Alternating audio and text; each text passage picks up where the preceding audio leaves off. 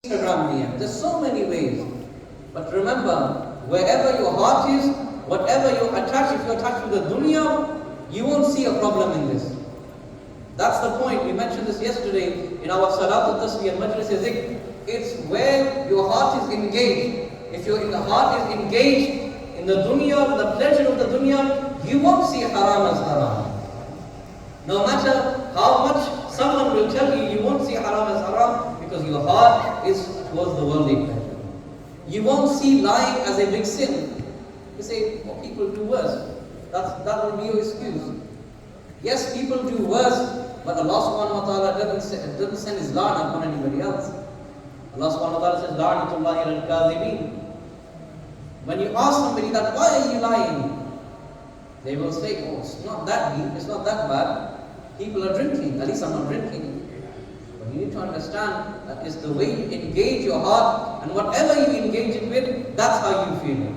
If you engage with the akhirah, then Sayyidah Fatima Zahra radiyallahu ta'ala anha and Sayyidah Aisha Siddiqa radiyallahu ta'ala anha, before they passed away, they both said something which is eye-opening. And they said that those whom will give us ghusl when we pass away, before we pass away, those who give us ghusl, those who will make our kafan, make it so loose, make it in such a manner that if anybody sees us, won't be able to recognize our shape or how tall we are. This was the haya. When it comes to haya, when your heart is attached with the akhirah, small things like these, you even take care of. Sayyidah Aisha radiyallahu ta'ala anha, what is she saying? She says, make my kafan, make my shroud in such a manner that if someone looks at it, won't be able to tell that where is the head, where are the feet, where is the body. This is the haya. And where is our haya? Where is our haya? Where is the haya of our sisters? Illa mashallah. As I said, we don't generalize. But it's something to think about. What's in our community, we need to think about that. We need to talk about that. Right in the beginning, I mentioned the sunnah of Jummah was very simple. That Rasulullah sallallahu alayhi wa sallam, the Sahaba-i-Kiram, they would gather together on Fridays and they would learn a new topic, and the entire week they would implement that. The following week they would implement a new topic, and so on. That's how they would gradually build their knowledge. That's a proper sunnah way of attending Jummah. But what's our sunnah way? We attend at 1:30, Jamaats at 1:30, you'll see us coming 1:29, 1:25, some after Jummah. At least I made it to Jummah. That's not our mindset. And that's how we are failing as a ummah. That's how we are failing. We're not fulfilling the sunnah the way it should be fulfilled. We don't gather on any other day. Rasulullah sallallahu alaihi wasallam didn't tell us to perform Jummah on a Tuesday or gather on a Wednesday. The specific reason Friday was mentioned is so everybody at least once a week can gather on time and learn. If they can take one sunnah, if they can learn one Quran verse, take it and learn and implement that. And as you attend regularly, your iman or your Islamic knowledge will increase. But if you come after the adhan, which is the ma'mool, the habit of majority of us, what have you learned in the last 1-2 years or since you've been attending? A person who attends at 1:30 for the last 5 years and doesn't attend any other durus, doesn't attend any other classes, what have you Islamically learned in the last 5 years?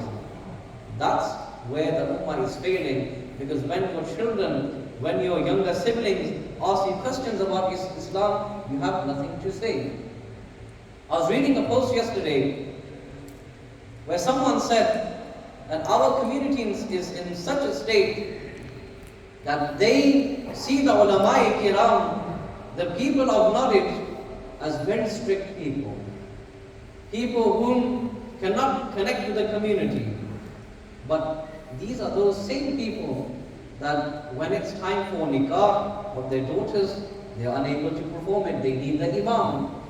When it's time for janazah of their parents, they can't perform the janazah except for the imam. So we understand the person in position, the person in charge, the person leading the community whom each and every individual should be following is the Imam of the masjid.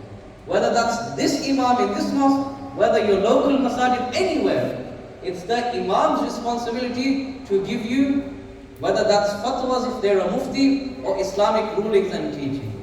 If you start giving yourselves, if you start lecturing your family members without Islamic knowledge, it's not only fiqh, you have to also know usulul fiqh. It's not hadith, it's usulul hadith, the principle of the hadith. What type of hadith is this? We just learned earlier that lying is so disliked in Islam. A person is removed from the rahmah of Allah subhanahu wa ta'ala, that as the chains of narrations of ahadith, they were passed on. If anybody was seen as a liar, or to be known as a liar, that entire chain would be rejected. This is the consequences. And we don't see haram as haram anymore. Reason being that our hearts are engaged with the dunya and not the akhirah. I sincerely pray that Allah subhanahu wa ta'ala allow us to follow the correct sunnah of Rasulullah sallallahu alayhi wa sallam. And I want to make something clear. This is not me sitting here and nagging. This is something that is a verse of the Quran. Inna Allah la yughayyiru ma biqawmin hatta yughayyiru ma bi anfusihim. If you don't realize, if you don't bring the change, or if someone doesn't draw your attention to what's actually going on, we won't be able to change. You can say as much as you like. You can say that this should be like this, that should be like that, but until you bring the change, we won't see difference in our ummah, in our community. So specifically this community of Oxford, Cowley, Munzil Way, those who are connected with our masjid, simply this week take 3 lessons. Number 1, from today, if you lie, stop lying. That's the first thing. Number 2, haya, honor. Honor yourselves and honor your family members. Number 3, drugs and any sort of addictions you may have, or any Muslim brothers, sisters, warn them, guide them. Remember, Islam believes in rehab. So slowly but surely you guide them and you tell them the severeness of their actions and the consequences of their actions. And number 3, I've forgot to mention, time is very limited, maybe next week inshallah. One topic I was going to mention, but there's not enough time, and that's taking people's rights. Whether that's intentionally or unintentionally, we will discuss that next week inshallah. Barakallahu feek. Wa akhiru da'wana alhamdulillahi rabbil alameen. Please come forward, filling this up. Bismillahirrahmanirrahim. As-salatu was-salamu alayhi ya sayyidina Rasulullah. As-salatu was-salamu alayhi ya sayyidina Habibullah.